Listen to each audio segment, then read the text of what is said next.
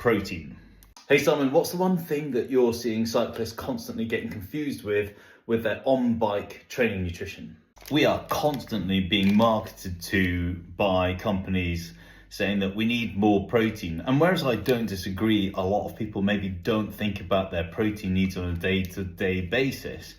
And as master cyclists, I think it's important, especially when we're training hard and hitting the gym, that we hit about 1.6 grams per kg of body weight, spread evenly across the day. I'll talk about the science in a bit, but here's the confusion that I often see or hear cyclists chatting to me about, and that is, how much protein should I be eating when I'm doing my rides? Should I be focusing on this?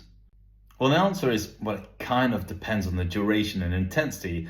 Ultimately, what we want to be making sure is we're eating enough carbohydrate to fuel our training and not robbing our carbohydrate stores from protein. So if we're doing a normal club ride and we want energy, you want to focus all your nutrition on carbohydrate. You can get your total protein in over the day from your other main meals. Where potentially we need to think a little bit more long-term for our protein intake is when we're doing big long rides. So anything above 6 hours into the 24-hour range and maybe back to back. That's when we need to think about fueling our ride and also factoring in protein. And this is where protein energy bars will really come in handy. And the reason why I say this is because when you're riding your bike in endurance events, really long hours, back to back each day, then having a thought process thinking I need to get enough protein in to help my recovery, because we're not eating main meals throughout the day as we would do normally,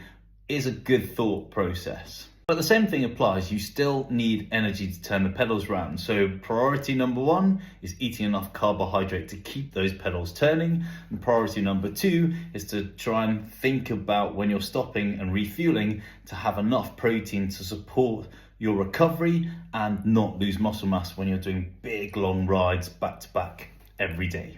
If you found that helpful, then hit like and maybe drop me a follow.